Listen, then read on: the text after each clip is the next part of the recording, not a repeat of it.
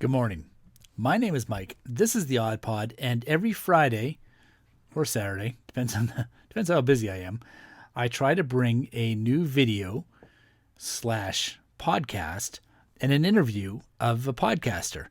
So today we're going to be talking with Dusty Porter. Dusty Porter's got a very successful podcast, which is called the YouTube Creators Hub. He's actually got two of them, the YouTube Creators Hub, and the other one, for the life of me, I can't think of the name. It's where he talks about more YouTube stuff. I'll put it up here somewhere. And I think you're going to find this really interesting. If you're into the YouTube business or the YouTube world, everything that Dusty says is going to be applicable to you. And you know what? If you're a podcaster, you may find this information interesting as well too. Now, the podcast information we're talking about today goes all over the map, but that's pretty much how they always go. When I talk to somebody, we are not a train. We do not stay in the rails. We are more like a drunken horse pulling a wagon out in the middle of the desert. We're all over the place. So sit back, grab a coffee, enjoy the conversation. If you like these kind of videos, leave a thumbs up. If you don't, leave a thumbs down. I'm easy either way. Make sure you hit that subscribe button and the little bell. Actually, goes this way. There's the bell. It's hard doing this backwards. And thanks for watching. Now, here's Dusty. Hello, hello, hello. Hey, Dusty, how are you? Oh, hang on 1 second. Let me get my other microphone. 1 second. Sure.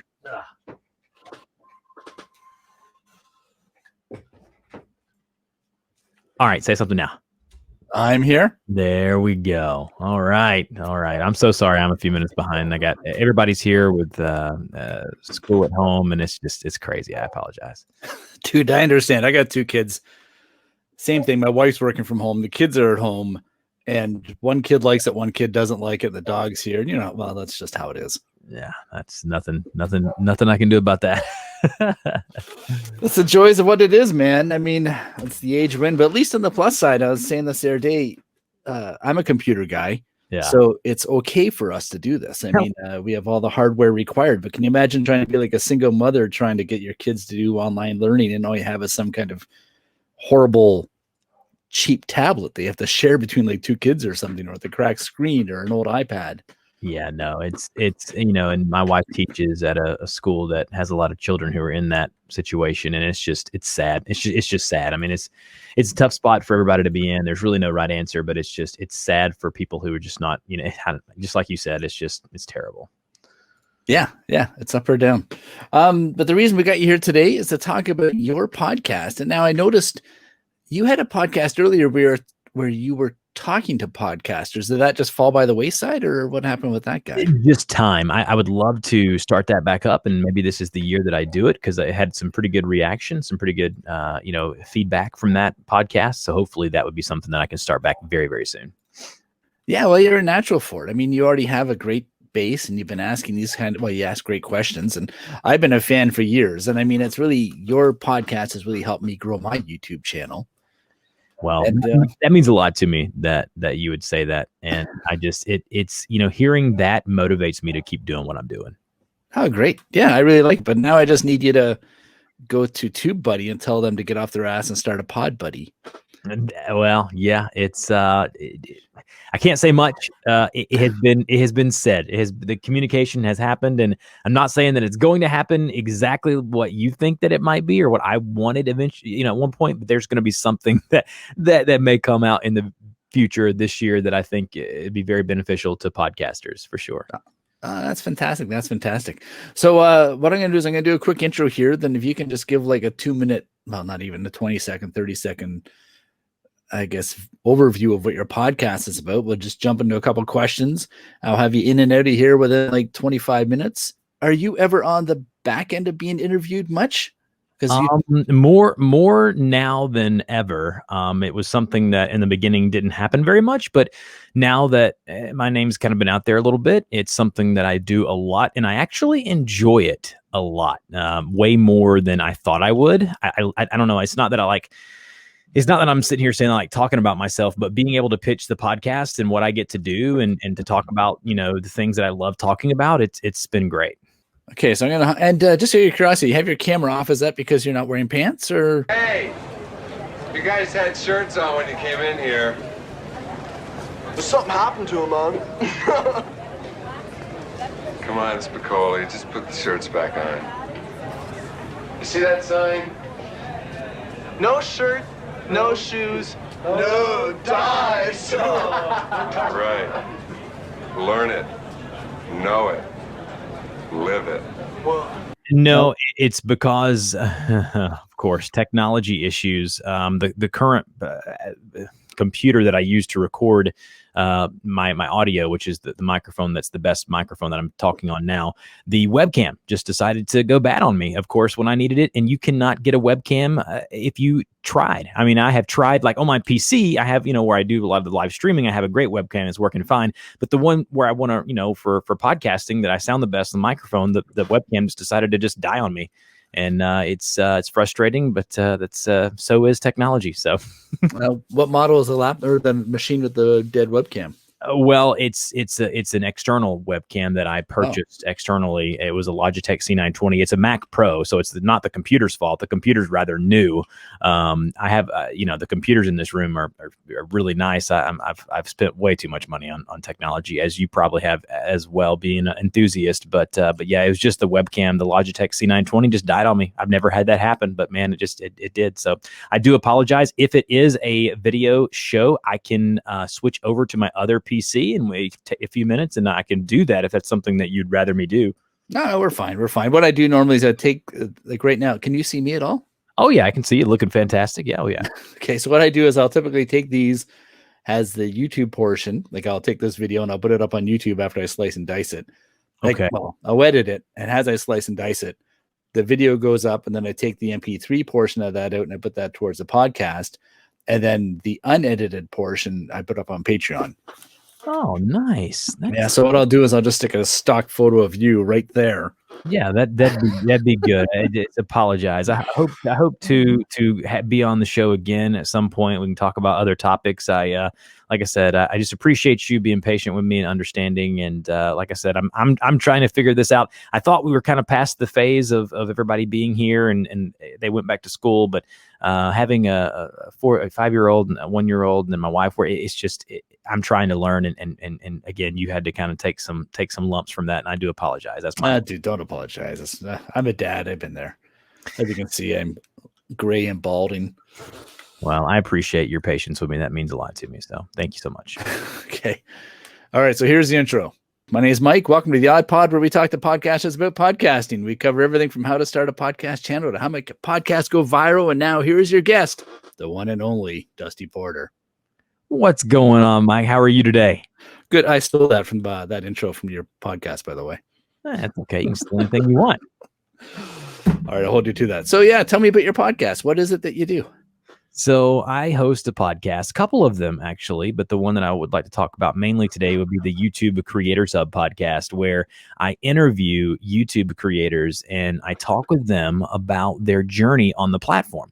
And I ask them questions and dive deep into kind of what makes them tick as a creator, in hopes that my audience can pull, bits and pieces of value out of the conversation to help them on their YouTube journey.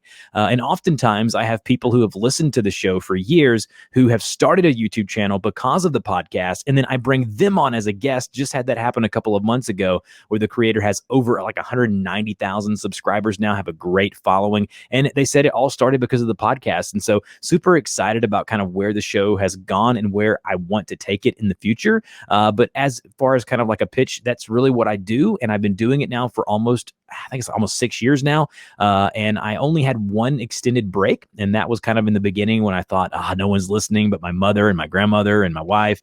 But come to find out, people were interested in kind of what I had to say. And I've become a better interviewer and a better communicator because of it. And just really excited to be here on the podcast to kind of talk about it and kind of what we have going on. Well, thanks. Yeah, it's like I said, I just listened to episode 260. I think was it this morning with Nikki. How many episodes have you made? Was that the latest one? That's very close. It may be. If you wouldn't ask me, I could have told you, but it's over 260 some odd episodes of that one. And then the TubeBuddy Express podcast, which is the one that I do, sponsored by TubeBuddy. That one I've done almost 300 episodes of as well. That's more of a short form, kind of a 8 to 10 minute audio kind of tip podcast where I talk about a specific individualized topic regarding to YouTube or video marketing. And then we post that on their feed over there on the TubeBuddy Express feed. Wow, that's a lot of episodes. And do you record these? Are you aiming to do one a week with the YouTube Creators Hub? Is that how you normally plan? Oh, yeah. Yeah, so it's one a week every Friday. I found Friday to be a good release date. I release one episode of the YouTube Creators Hub podcast and then one episode of the TubeBuddy Express show. And so Friday is what I call my podcasting day. And, normally I've already batch recorded. I've already have an episode recorded. And then Friday, I just do the kind of the finishing touches and tie a bow on it and get it out there on the feed for the folks to listen to. Oh, that's it. Okay. And can I ask, where are you hosting them? Are you on Anchor or are you on anything else? So I've used Anchor for like hobby podcasts that I've done, on and off. I'm a geek. I love technology. I love video games. And so I've done some podcasts that have been hosted on Anchor. But right now, all of my professional podcasts are hosted over on Libsyn, Libsyn. Okay. And I guess you just find that a better service or you have more control over it? You have a little more control. But what I've really found is these statistics. I'm a big data person. One of the things about my YouTube channel that I'm very proud of is that I have a spreadsheet that's has lasted the test of time, where I've kind of gone in and inputted, inserted the different data points that I wanted to kind of gather, and it's a great way for me to kind of learn kind of where my YouTube channel is going. And I found that Libsyn right now has the best statistics when it comes to podcasting in my mind. Now there's other ones out there, but I do believe that they have the best statistics currently. And I love to kind of see where my listeners are coming from, where they're listening, that kind of thing. And I found Libsyn to be the best for that. Okay, well, that's good to know. Yeah, I found Anchor is that's one of their weak spots, is obviously the data and the analytics. And plus, when they push it to Apple is then kind of hoarding onto that as well, too, and not sharing it. So you got to go there and kind of claim your Apple podcast and then go watch the analytics. And you're trying to scrape data from two different jars, and obviously you're not going to get anything done with that kind of thing done. Yeah, I like what Anchor's trying to do. I think they have potential to be the best in the business. I just have found currently that Libsyn kind of suits my needs. And this, once you kind of get into a platform, into a routine, it's very hard to switch over, even if kind of the tech side of it is not that difficult. It's just finding the time to kind of switch everything over. And so Libsyn currently, again, I have no complaints with kind of that service, and have found it to be very, very good for what I'm trying to do. Okay, that's good. It's obviously a great answer. But now, when you also do your interviews, what tools are you using for that? Like I said, I'm using StreamYard here, and then I saw that you made a video about it, which was also really interesting. But I find it works really well. Well, my issue with it, as we're talking here, is it has one channel. So your voice is the channel, my voice is on the same channel. So when I go to edit it, if we overtalk, it comes out sounding like squelch. So I have, upgraded my setup over the years to be something that I'm proud of. And again, I've probably spent way more on it than needed. But currently, I record all my interviews on Skype. I have found that I've tested them all. I've tried Zoom. I have tried other platforms. I haven't tried StreamYard for this purpose yet. I use StreamYard for live streaming on YouTube and things like that for clients and myself. But as far as, the recording purposes, any conversation I have is recorded via Skype. I have found that the quality of the audio is way, way better than it is on Zoom or any other platform like recording directly in OBS or Streamlabs OBS. I've tried them all, Ecamm. There's a bunch of paid ones out there, but I've found that Skype is free for the most part, and the quality of the audio seems to be really, really good in comparison. So Skype's kind of my main audio, kind of where I had the conversations for the interviews. And then I use a Rodecaster Pro. And so basically I'm able to have multiple channels. I have myself on a channel. I have the guest on a channel. If I have multiple guests, I can even split those if I want to, with a little bit of magic behind the scenes here. And then I just record directly to my SD card. And then via that SD card, I have a backup that's recording to the Mac as well. So in case one gets lost, I have, that's what I always tell podcasters, is always have a backup. It's very critical to have a backup. You don't want to interview a fantastic guest and then have that interview just just go bad, or just be lost to the nether. That's something that you never want as a podcaster. So I do have some gear behind the scenes. And then the last thing I'll speak on is my microphone. I am using a Newman microphone. It's one that I use. I do a lot of voiceover work for radio, for a lot of local kind of TV ads and things like that. And so it's probably a little bit overkill. If I was a podcaster, I'd probably go with the Shure SMB microphone, or even lower budget than that, the Blue Yetis. The Blue suite of microphones are fantastic, but that's kind of behind the scenes of kind of what I have going on. Yeah. When it comes to backups, 1 is none, 2 is 1. And that's right. 100%. That's how I always tell people, especially because I'm like an IT guy. So when it comes Exactly. to data, I'm like, if you're not backing this up, then you don't have data. Then what are you doing? Yeah. Yeah, exactly. And okay, so we've covered the hardware, we've covered your software a little bit. What are you listening to now for inspiration? Like, obviously now that this is a full-time job for you, I imagine, like this is kind of helping partially pay your bills because you have the YouTube channel as well. You got your sponsorships, and I guess you don't see you're not going to quit this anytime soon. So I was going to say, where do you get your inspiration from to keep on going as well? Like, do you plan on changing things? Do you plan on adding more shows to it? So I'm very happy with where it is currently. It's, unless I bring on another person, the 2 podcasts and the YouTube channel and the voice work and working with clientele, it is a full-time gig. It's all under my Porter Media kind of mantra. That's kind of my main LLC that I have everything under, underneath that.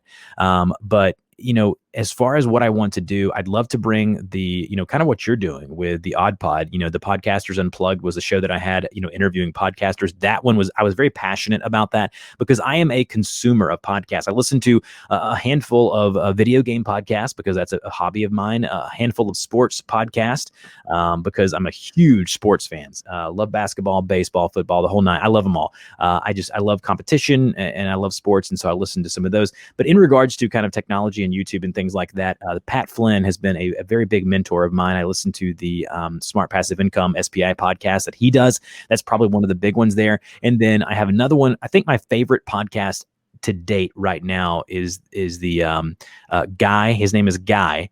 And it's How I Built This, I believe is the name of it. How it's built, or basically he interviews people who have started companies like OtterBox and well-known companies and brands like that. He's a great interviewer. It's a very, very big podcast, and it's probably one of my favorites to date. Oh yeah, Pat Flynn and How I Built This. Yeah, I think that's the name of it. Yeah. Yeah, I enjoy both of those too. And when it comes to video games, do you ever listen to the Arcade Files? Are you a console gamer, or are you like an old school coin-op guy?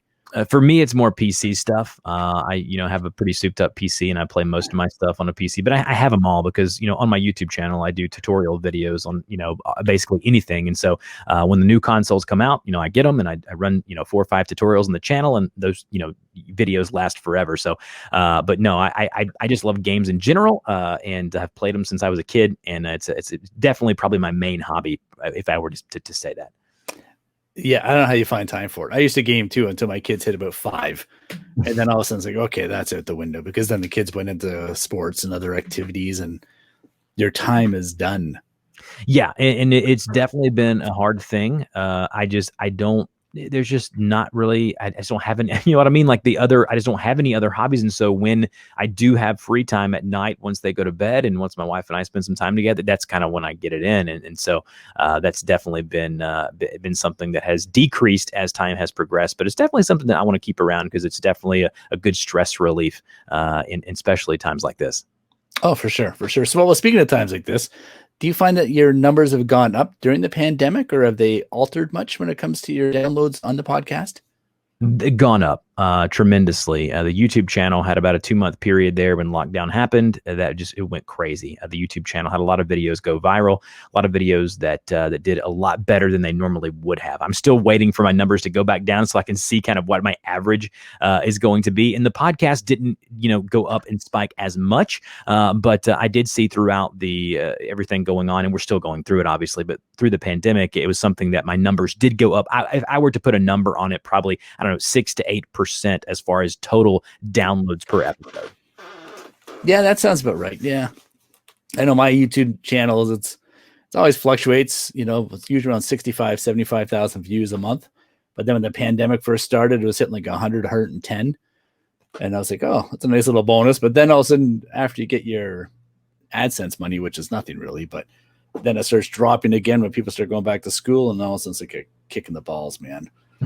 Yeah, it's different, per YouTube channel. My YouTube channel is so different in that, all I do on my channel is instructional, YouTube, how-to tutorials on anything technology. And so for me, I've kind of structured my channel to where, for me, I don't care about subscribers or anything like that. I care more about how many views am I getting per day. And my goal for 2021 right now, I'm getting anywhere from 45 to 65,000 views a day, but I'd love to get anywhere from 60 to 80,000 this year per day. That would be something kind of my goal for this year.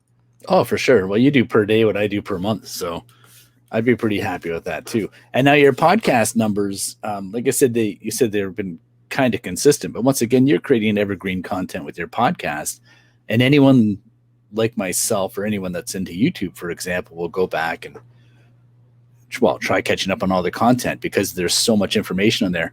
And I didn't realize how much information was on there until I really started pushing my channel. And that's why I think if you do go back to interviewing podcasters as well, like kind of what I'm doing here, I think that you will knock it out of the park personally. Because I think podcasting is like the next YouTube.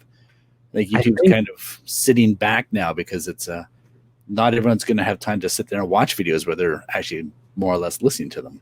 I think that you're definitely right. I found it much harder to grow that podcast, and I'm not quite certain why. But the audience for that one came much slower. The YouTube podcast just grew so quickly. And it just happened so fast, once someone, found the show. And then once I had some bigger guests on, with their audience and things, it was very easy to kind of grow that show. But I definitely would like to figure out, if I were to go back to that podcast, how would I grow it? Because I felt like it was one of the things that I looked forward to every week. It's just that when you get so many things you get so many irons in the fire, you can only do so much before it overwhelms you, and everything just nothing's good anymore. You want everything to be great, and then it's just subpar because you're trying to do so much. But I would love to get back on that show.